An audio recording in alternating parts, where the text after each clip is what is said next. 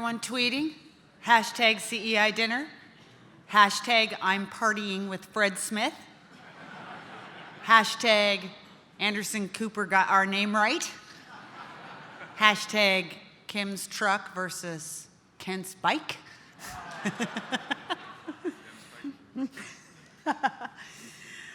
It is my pleasure to introduce this year's winner of the Julian Simon Award. I don't need to tell most of you in this audience who Julian Simon was. He was the economist who died in 1998, known as the optimistic economist, because yes, he had an unfailing belief in the brilliance of humankind. Now, in fairness, he may not have ever met Elizabeth Warren, might not have met Bernie Sanders, might not have met most of the Democrats sitting on the Senate Intelligence Committee today, but he did have an unfailing belief in the ingenuity, as Kent said, of humankind to keep up with populations, stay ahead of it, and for the world, the planet, to allow for a growing population and for prosperity. Of course, in 1980, he made a very famous bet with Paul Ehrlich about natural resources, and they chose 5 commodities, metals, that they were going to trace over a decade. And the bet was that, well, at least Julian Simon's bet, was that the prices of these metals would decline over a decade, even though population was growing and demand was increasing. And in fact, 10 years later, he won that bet. He kicked Mr. Ehrlich's backside,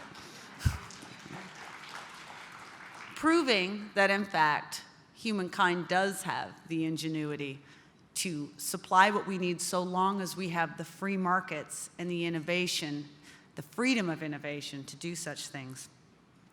The award here itself, it's a beautiful award that CEI gives out every year. It's in the shape of a leaf because whether or not you know this story, Julian Simon used to send dried leaves in many of his correspondence to symbolize the fact that trees and leaves died in the fall, but they were rejuvenated in the spring.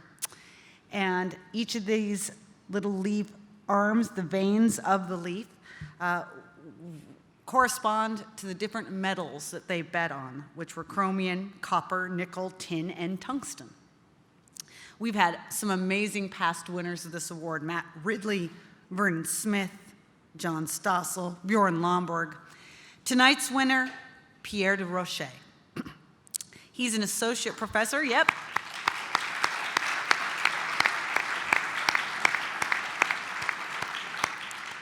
Professor Desrochers is an associate professor of geography at the University of Toronto. Most of his research is focused on economic development, innovation, energy, and food policy. He's especially known for his innovative take on the history of sustainable development and environmental policy. One of my favorite names for one of his journal articles is, "Does the Invisible Hand Have a Green Thumb?" In that he had highlighted how profit-driven enterprises embraced the mantra of reduce and reuse and recycle long before the modern environmental movement and government regulation forced that upon us. He is a co-editor of the recently published Silent Spring at 50, The False Crisis of Rachel Carson. He's a frequent contributor to peer-reviewed journals that include the Journal of Industrial Ecology, Business History Review. He's currently affiliated with several policy and research organizations, including the Montreal Economic Institute, the Center for Industrial Progress, and the Mercatus Center at George Mason University.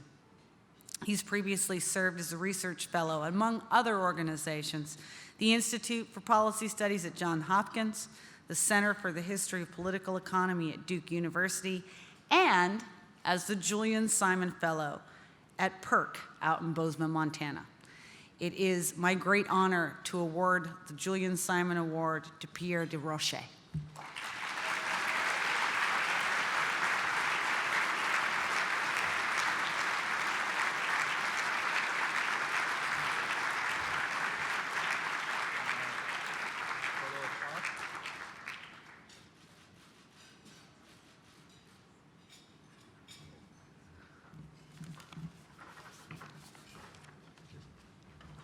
Well, thank you, Kim. I don't expect you to remember this, but when I was a Julian Simon Fellow Award in 2009, you did visit PERC, and we met briefly for 3 minutes back then. Well, thank you all. Thanks to CEI for having thought me worthy of this award. You know, when you work in the tradition of Julian Simon, you try to produce work that is based on logic, facts, you try to come up with a compelling narrative, and you're kind of resign yourself to having no impact on your environmental studies colleagues. So I'm especially grateful for the recognition tonight. Another reason why I'm extremely grateful is that even though I never had the opportunity to meet him, through his writing, Julian Simon was a real role model and mentor to me. So as Kim was mentioning, one of the things that I'm trying to do at the moment is sort of rewrite the history of the modern environmental movement. And according to the conventional narrative, Rachel Carson came along, DDT was bad, the population was published in 1968, and suddenly the greatest generation awoke and all these regulations came through. But really, if you look at the theme that occupied Simon for most of his active academic life, this fear of overpopulation, it was really reborn right after World War II when a number of eugenicists and their organization needed a new purpose. You know, you have the Second World War, you have Auschwitz, which was kind of, you know, the logical end of eugenics. Then you have something of a problem. So what are you going to do? Are you just going to say, well, sorry, we were wrong, and we move on? Well, no. What they did was to reinvent their mission around this cause of overpopulation.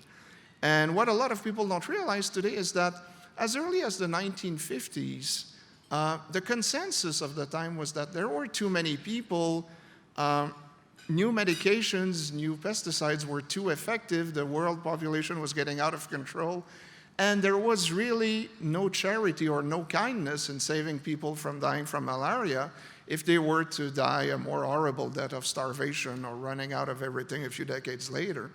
So by the 1950s and certainly the 1960s, when Julian Simon became interested in those issues, the consensus was extremely pessimistic, and easy government and foundation money and, you know, the type of academic career that everyone wanted often went through putting this agenda forward. And not a lot of people know that this is what Julian Simon did at first. He was a professor of marketing, and what he thought he could contribute to the world was help market population control measures in less advanced economies.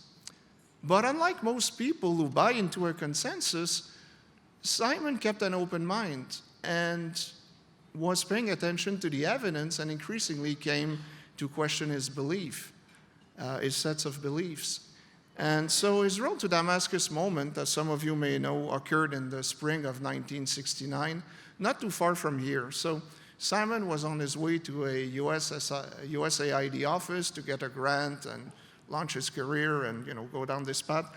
But he had been questioning himself for a while, and then he saw a sign to the Iwo Jima Memorial, and he remembered the eulogy of a Jewish chaplain who had described the tragedy that was Iwo Jima by saying, well, haven't we buried a Mozart, a Michelangelo, or an Einstein here? And Simon woke up and realized and says, well, what am I doing here? I mean, how is this any different than preventing the next Mozart to be born, or just someone who would be a joy to his family?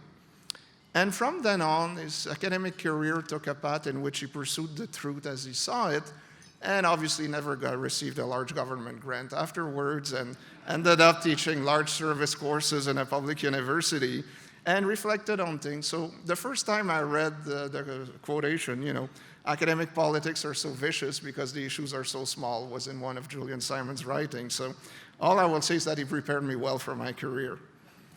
But, and I don't know if this is a coincidence, but I was born in the spring of 1969, so who knows, maybe that's why I always remember that it was in the spring 1969. So anyway, you read those people in the 1960s and you wonder, you know, was the world completely mad? How could a consensus of seemingly smart people believe these things? And then you watch TV and you realize that 2 years ago, Paul Ehrlich, who was Simon's main enemy, was saying that things are so bad now that we will have to revert to cannibalism soon. And as you may know, Ehrlich won over $1 million of prize money in the 1990s. He's still publishing in the most prestigious biology journals on the sixth extinction.